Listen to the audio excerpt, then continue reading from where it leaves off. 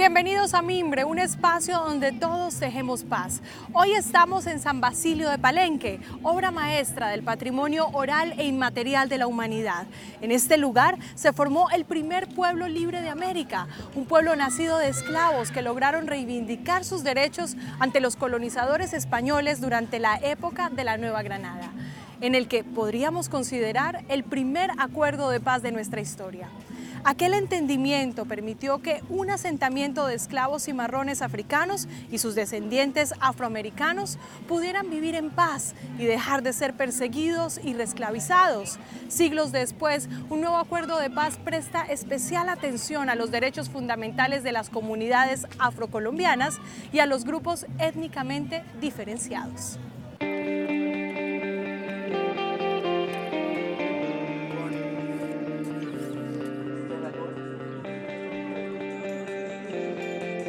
El enfoque étnico está incluido en el punto 6 del Acuerdo de Paz.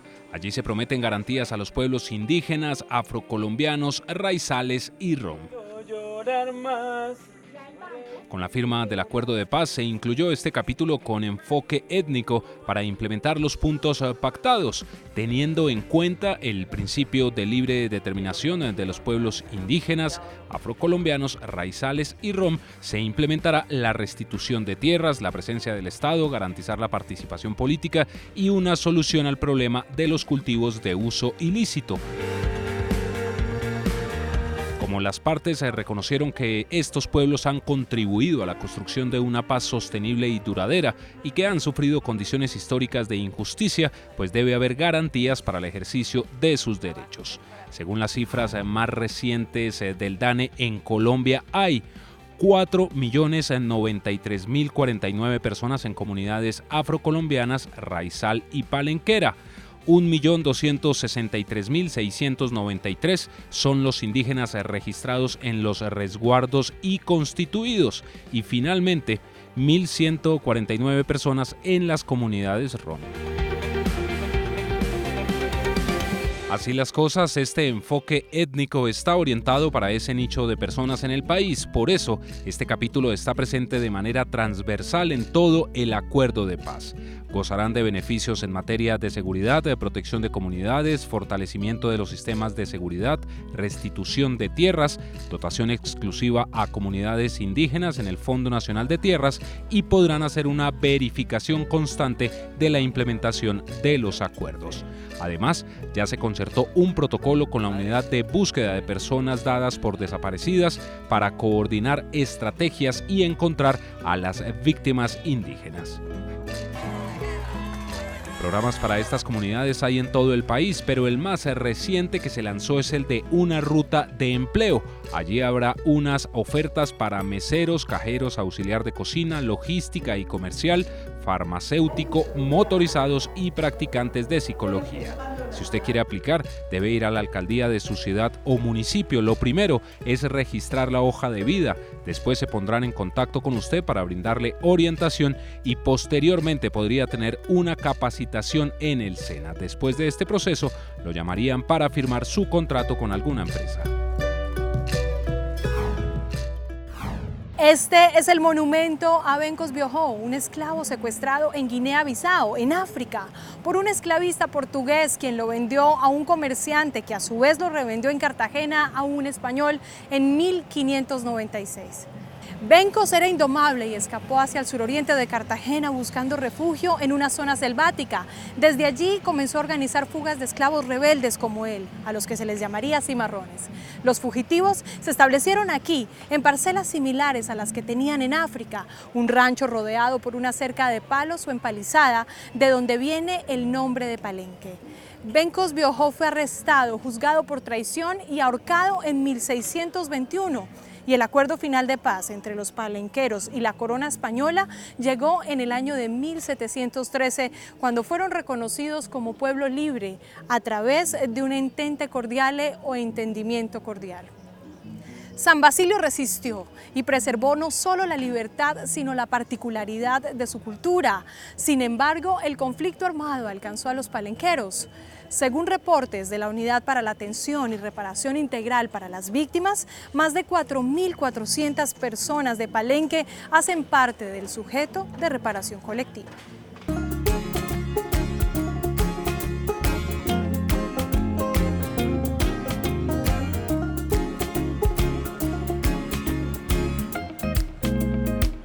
Odórico es un cataquero nacido en el barrio Loma Fresca, de orígenes negros por el lado de mis abuelos maternos, Francisco, mi abuelo, que falleció hace muchos años, y María Eduvige, mi abuela, que cumplió en el mes de julio 101 años y que todavía sigue viva, nacida en el Palenque de San Basilio. Y de abuelos paternos guajiros, mi abuelo Simón y mi abuela Benigna. La infancia no fue fácil porque en principio tuvimos que irnos del pueblo por algún tema de un conflicto entre la familia de mi padre y otra familia del pueblo, pero luego mi madre decide irse conmigo a un pueblo llamado Algarrobo Magdalena, que fue donde de alguna manera, digamos que crecí en mis primeros años de infancia, estudié parte de la primaria y de ahí luego ya cuando era ya un muchachito un poco más grande, unos 10, 11 años, pasé a vivir nuevamente a Aracataca. Cuando pienso en la palabra violencia, viene a mi mente como ese monstruo que devoró familias, pueblos y muchas cosas que desarraigaron a las personas. Entonces, para mí la violencia siempre será ese factor muy triste que ha hecho que en este país muchos tengamos que haber cambiado ese destino que teníamos pensado y que luego definitivamente cambió por todos esos sucesos.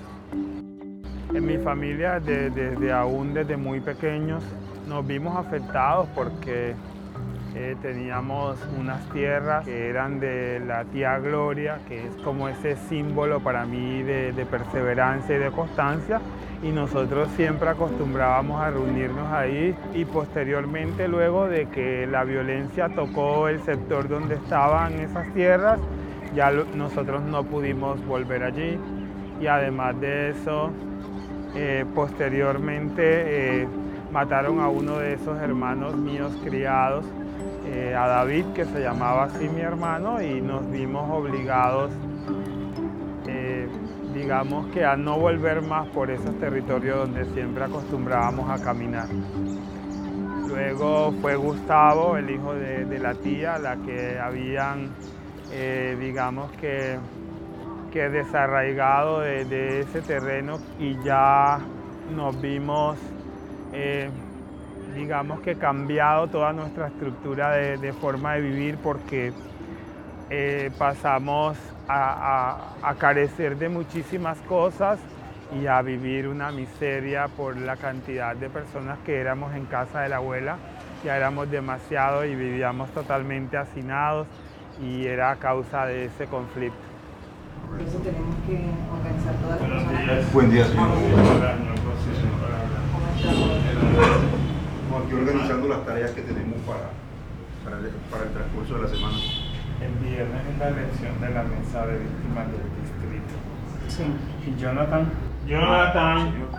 Odórico pareciera a veces como sonar frase de cajón cuando dice uno un gran ser humano. Parece que esa frase se repitiera con muchas personas. Pero yo que lo conozco, él es un gran ser humano. Odórico es una persona sensible. Generalmente lo ven como duro por lo alto y también su tono de voz y alguien podría, o muchos podrían pensar que es como muy bravucón, ¿sí? Por decirlo algo. Pero Odórico es una persona sensible, es una persona que tiene el sentido social, ayudar a los otros. No solamente en la parte económica, de pronto por los proyectos que está realizando, ¿verdad? Sino es como como esa sensibilidad que tiene de sacar a las personas como de algunos huecos donde están metidos de manera emocional, ¿verdad? Es una persona que día a día está motivado, pese a las circunstancias como difíciles, pese a las circunstancias como adversas. Es una persona que lo motiva todos los días el sentir de ayudar, el sentir de que las cosas salgan mejores.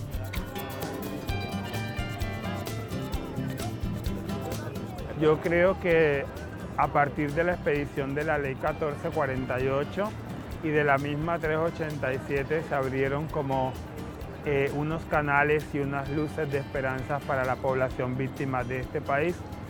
Interesado en mirar cómo ayudaba a la tía Gloria, me comencé a meter en el cuento de la participación y es allí donde decido inscribirme a la mesa de víctimas del municipio de Aracataca. Posteriormente quedo como delegado para venir a la elección en Santa Marta de la Mesa Departamental de Víctimas y luego de ahí me voy a un congreso afro que se hizo en Quibdó, donde habíamos muchísimos participantes de comunidades negras y me hago elegir como delegado afro ante la Mesa Nacional de Participación Efectiva de Víctimas. Luego ya allí, como en 2 años siguientes, ya después de esa experiencia que me fue dando este proceso de la participación, aspiro a la coordinación de la Mesa Nacional de Víctimas, la gano y hasta este momento he sido el único coordinador de la Mesa Nacional que ha sido reelegido. Entonces, con esa participación y con todas estas oportunidades que nos dio la ley, pues ya digamos que comienzo a interactuar en escenarios que me permitieron incidir positivamente para mejorar muchas condiciones de las vidas de las víctimas de este país y comencé a crecer como ser humano, o sea, ya no era como aquel joven agresivo que llegaba como con esa, digamos, esa actitud belicosa de pelear, me imagino que por aquellos mismos traumas del conflicto, sino que comencé a entender que era necesario aplicar la negociación para lograr cosas para las víctimas. Entonces, a partir de esas oportunidades que la misma ley nos dio y el gobierno nos ha dado, comenzamos nosotros a construir y ayudar a que este país cada día fuera mejor. Y por ende, obviamente, la vida de las víctimas. Odorico es alegría, Odorico es alegría, Odorico propende que los que estamos a su alrededor seamos felices, ¿sí? No importa, o sea, esforzándose él de una manera tal que a veces se olvida un poco de él. Entonces, Odorico es fortaleza, Odorico es resiliencia, salir de la nada y llegar hasta donde está. Es una de las cosas grandes que tiene Odorico, es fortaleza, es tesón. Él es como una roca, muy fuerte. Muchas adversidades que ha tenido que vivir no lo mueven tan fácilmente, se ha mantenido ahí. Es una persona sensible al dolor, pero además de eso, de ser sensible al dolor, es fuerte también para afrontarlo y soportarlo. Hoy podría decir a ciencia cierta que 10 años atrás nadie esperó jamás que las víctimas estuviéramos empoderadas e incidiendo en todos aquellos asuntos que tienen que ver con nuestra vida y que tienen que ver con ese futuro y que han contribuido enormemente a la construcción de paz de la que tanto se ha hablado en este país. De igual manera tuve la oportunidad de ser el único vocero de las víctimas en el proceso del Fast Track y pude incidir en muchos de los actos legislativos y proyectos de ley que se presentaron ante el Congreso y lograr en ellos acciones concretas para las víctimas. Ejemplos de eso te puedo poner el tema de regalías, que logramos que se aprobara allí un 7% para proyectos en OCAP Paz que benefician directamente a las víctimas del conflicto y que también se dieran líneas claras para que se dejaran porcentajes para las víctimas dentro del plan de desarrollo en ese momento del gobierno Santos y que hemos insistido ahora con el gobierno Duque también en que esa incidencia en el plan de desarrollo se vea cristalizada en cifras. ¿Qué más podría decir de Odórico? Odórico es calidez. De verdad que sí, Odórico es calidez, es el hermano que siempre está ahí, en todo momento, en los momentos de mucha alegría, en los momentos de muchos triunfos, pero también en los momentos de que hay que abrazar, de que tenemos que llorar. Sí, Odórico es eso, Odórico es amor, Odórico es mi hermano. En el departamento del Magdalena nosotros primeramente trabajamos con la Defensoría del Pueblo, la cual ha sido una gran aliada para todos los procesos de las víctimas de este departamento. En el distrito de Santa Marta trabajamos con la Alta Consejería de Paz y Derechos Humanos, que también hace el acompañamiento a la mesa de víctimas, y en el departamento también trabajamos con la oficina Ayvida, que es la oficina de paz, víctimas y postconflicto de la Gobernación del Magdalena. Siempre ha garantizado los recursos necesarios para el plan de acción de las víctimas del departamento del Magdalena. Entonces ha sido, digamos que fructífero el trabajo, porque hemos logrado descentralizar las sesiones de la mesa departamental, y ese recorrido por los diferentes municipios del Magdalena nos ha permitido coadyuvar a que la política pública de víctimas mejore en muchos de esos municipios. Se hace necesario por todos los actores, incluidos no solo víctimas y victimarios, sino también sociedad civil e instituciones, en que todos aportemos un grano de arena para construir esa Colombia en paz que tanto requerimos y necesitamos, porque si todos no ponemos ese grano de arena, nunca va a ser posible esa tan anhelada paz que queremos. Haciendo un esfuerzo mancomunado y comprometiéndonos como seres humanos a ser mejores cada día y a dejar esos rencores a un lado y a luchar porque esa paz se vaya construyendo. Yo creo que es un ejemplo que este país le ha dado al mundo, independientemente con toda la falencia, y yo siempre he usado una frase que prefiero una paz imperfecta a una guerra perfecta. Entonces ese siempre ha sido un mensaje, porque de todas formas uno reconoce que si el proceso no ha sido perfecto, sí ha permitido que los colombianos y colombianas avancemos hacia la búsqueda de esa paz. Pues la familia, ver a mi abuela sonreír, estar cerca del mar, me encanta el mar, ir a mi pueblo, Aracataca, mirar, digamos, y recordar y comparar cosas de la obra de nuestro Premio Nobel de Literatura con la realidad macondiana, y recordar que ese realismo mágico sí existe, porque hace parte de esa idiosincrasia de los costeños del Caribe. Invito al país que apoye la paz.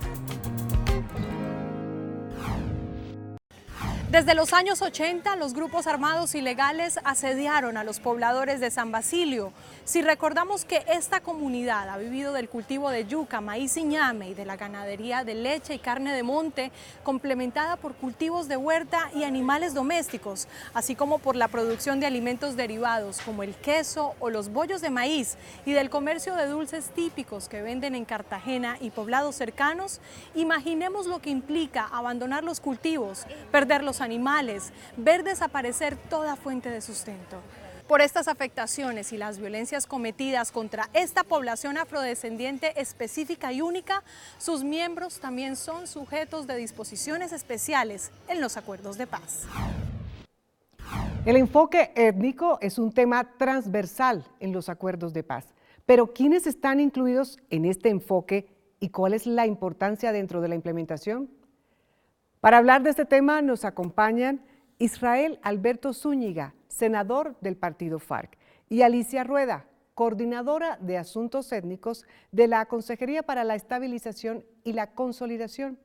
Y comienzo con usted, señora Rueda. ¿De qué manera el enfoque étnico está presente en la implementación de los acuerdos? Debido a la diversidad étnica que tiene nuestro país, dado que tenemos pueblos indígenas, negros, afrocolombianos, raizales, palenqueros y rom o gitanos, el acuerdo prevé la transversalización del enfoque étnico en todos sus puntos y ha definido una instancia especial de alto nivel conformada por integrantes de pueblos étnicos, la cual tiene la función de ser una instancia consultiva y asesora para la implementación de los diferentes puntos del acuerdo frente a las particularidades étnicas. Senador Zúñiga, ¿cuáles fueron los mayores logros en materia de reivindicación desde el punto de vista étnico en el marco de los acuerdos? El elemento que se pretendió desde el primer momento en que se convoca a las organizaciones étnicas a participar en las audiencias para lograr implementar un capítulo, primero es blindar en materia de derechos a estos pueblos y que todo lo referente a la aplicabilidad del acuerdo se hiciera de manera preferente y progresiva, no de manera que desconociera los derechos adquiridos. Señora Rueda, específicamente, ¿en qué programas está presente el enfoque étnico? Dadas las particularidades que tiene el enfoque étnico, debe tenerse presente en la implementación cuando en los diferentes abordajes que se hagan en cumplimiento del acuerdo, las comunidades étnicas se vean involucradas. De modo que en los diferentes puntos del acuerdo se tiene que transversalizar este enfoque dependiendo de quién va a ser el destinatario de las acciones que van a llevarse a cabo. Senador Zúñiga, ¿se sienten representadas las diferentes etnias dentro del marco del acuerdo de paz? Todos vieron el ejercicio que se hizo en La Habana, que fue el convocar a las organizaciones étnicas a que fuesen ellas las que construyeran el capítulo, porque había una particularidad que se resolvió de esa manera. Uno, el gobierno no representaba a sus pueblos y el gobierno igualmente aducía que la FARC no era representativa de sus pueblos. Por ende, se convocó a 2 audiencias que fueron las que permitieron que a partir de los documentos presentados y las propuestas y las iniciativas de ellos se construyera el capítulo étnico. Señora Rueda, ¿cuál es el objetivo del enfoque étnico dentro de la implementación? Bueno, cuando vamos a hacer una implementación de medidas en cumplimiento del acuerdo, hay que tener en cuenta la perspectiva diferencial étnica dependiendo del pueblo que vayamos a intervenir. De ahí que el Estado no puede llegar a imponer su voluntad, sino que por el contrario debe conversar con el respectivo pueblo para de manera conjunta definir que esa implementación no le vaya a hacer daño a las comunidades que ahí habitan. Senador Zúñiga, ¿cuál es el aporte de la FARC en este punto del acuerdo con relación al enfoque étnico? La FARC más que todo procuró garantizar la participación de los pueblos étnicos en un diálogo social que, entre otras cosas, fue el único que se desarrolló dentro del marco del diálogo de la insurgencia y el Estado colombiano. Señora Rueda, una de las dificultades que atraviesan las diferentes comunidades étnicas es la discriminación. ¿De qué manera se está combatiendo esta discriminación desde la implementación? Justamente el reconocer dentro del acuerdo de paz un capítulo étnico significa un gran paso para entender que hay miradas distintas a las miradas occidentales y de ahí la implementación de esas medidas de acuerdo con esos lineamientos definidos en ese capítulo étnico implica reconocer las diferencias y por supuesto superar estas barreras de discriminación. Senador, en el marco de la implementación de los acuerdos, ¿cuál ha sido el trabajo de la FARC frente a las comunidades? Sigue siendo el de afianzar la implementación del capítulo, el garantizar de que los territorios y los pueblos tengan la posibilidad de acceder dentro del marco de derechos a elementos de construcción de vida digna. Senador Zúñiga, tradicionalmente se ha dicho que en nuestro país hay todavía mucha discriminación. ¿Usted personalmente se ha sentido discriminado? Claro, por mi extracción de clase, por un lado, este es un país que tiene una estratificación y que clasifica y que te considera en función de tu posición socioeconómica. Y por segundo elemento, que es más relevante, esto es una sociedad que tiene un racismo estructural. Es de hecho que de una u otra manera siempre vamos a tener y vamos a sentir un elemento de discriminación. Agradecemos al senador Israel Zúñiga del partido FARC y a la señora Alicia Rueda, coordinadora de Asuntos Étnicos de la Consejería para la Estabilización y la Consolidación, hoy en Mimbre hablando del tema del enfoque étnico. La mayoría de los artículos del acuerdo incluye disposiciones especiales para la población afrodescendiente, raizal y palenquera. En materia de reforma rural integral, por ejemplo, concede merecida importancia a esta comunidad en la contribución a la transformación estructural del campo y al cierre de la frontera agrícola. La reforma rural también establece un principio para erradicar la pobreza y satisfacer las necesidades de la población rural, para que las comunidades afrodescendientes ejerzan plenamente sus derechos y tengan una calidad de vida equiparable entre el campo y la ciudad, con enfoque territorial y la diversidad étnica y cultural. Para Palenque de San Basilio, como para todas las comunidades afrodescendientes y para las indígenas y campesinas, la protección del territorio es imprescindible para su supervivencia y la de sus culturas. Por ello, los acuerdos proponen mecanismos para resolver conflictos referentes a la tenencia y uso de la tierra, al desarrollo de la economía y de las formas propias de producción mediante el acceso a la tierra y a bienes y servicios, al fortalecimiento de la producción alimentaria, a la formalización y actualización del catastro, respetando particularmente los derechos adquiridos por las comunidades negras. Desde el poblado Héctor Ramírez, Desde distintas regiones del país, exguerrilleros de la FARC han ratificado que están firmes en su tránsito a la legalidad. Entre tanto, el gobierno ha reiterado que justamente les cumplirá a quienes continúen en todos los procesos de la implementación del acuerdo. Pues bien, integrantes de esta colectividad de militantes de la FARC han enviado mensajes para que en toda la militancia del país se mantengan firmes con la paz. Mi nombre es Rubén Cano, del NAR de San José de León, Mutatá. Hoy queremos reiterar el compromiso de nuestro partido con la paz y tenemos que decir que la paz no tiene marcha atrás. Por la paz de Colombia, ¡no marcha atrás! Colombia, nuestro compromiso es la paz. A la guerra nunca más. Hoy queremos dar tranquilidad a todos, que todos nuestros compañeros en proceso de reincorporación del Frente 37 de la FARC, Bloque Martín Caballero, nos encontramos en los espacios de capacitación, de estudio, para así sacar nuestro proceso de reincorporación adelante y que nuestro compromiso es la paz de Colombia. Mi nombre es Catalina López Peña, tengo 22 años de edad, soy hija de unos guerrilleros de las FARC-EP, estudio en la Escuela Latinoamericana de Medicina en La Habana, Cuba. Todos los jóvenes creemos y apoyamos el proceso de paz en Colombia. Adelante, juventud. Adelanto mi proceso de reincorporación en la Escuela Latinoamericana de Medicina de Cuba. Esto es una muestra de nuestro gran compromiso con el pueblo colombiano y con todos los compromisos que adquirimos en los acuerdos de paz. Y quiero decirle al pueblo colombiano que seguimos firmes por la paz. Mi nombre es Carlos Eduardo Villarraga, excombatiente de las FARC-EP.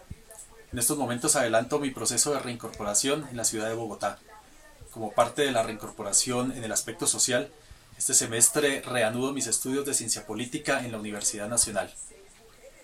A lo largo y ancho, esas son las acciones que desarrollamos los firmantes de la paz, porque estamos convencidos que la paz es el único camino, porque le podemos decir al pueblo colombiano totalmente convencidos de que seguimos firmes con la paz.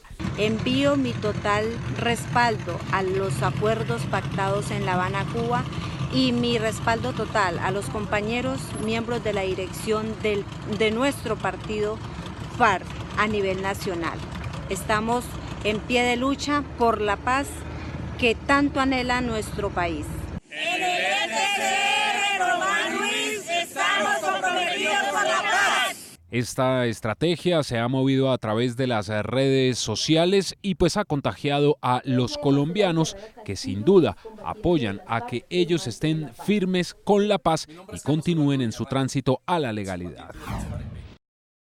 Este territorio tiene la magia de las tradiciones ancestrales de los palenqueros. Aquí se han preservado las creencias africanas en sincretismo perfecto con las católicas. El nombre es simbólico, pues aunque aceptaron utilizar uno del santoral católico, el pueblo no está consagrado al santo, sino que el palenque lo adopta.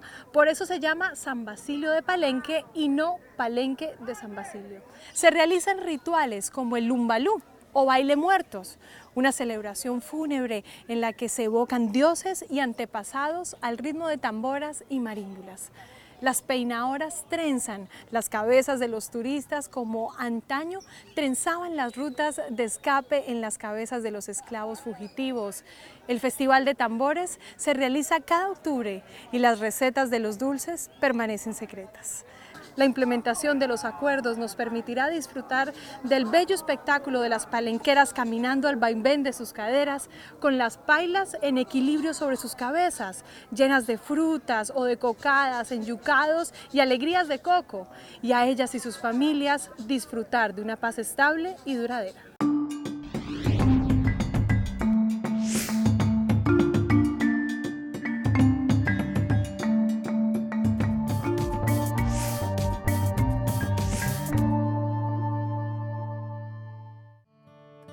Esta es la canción que canto para sanar las heridas que la vida trae. Esta es la canción que canto para perdonar, pedir perdón y perdonarme. Aprendí que perder hace parte de andar, y para andar hay que amar el camino. Perdonar puede no transformar lo vivido, pero cambiar lo que vendrá.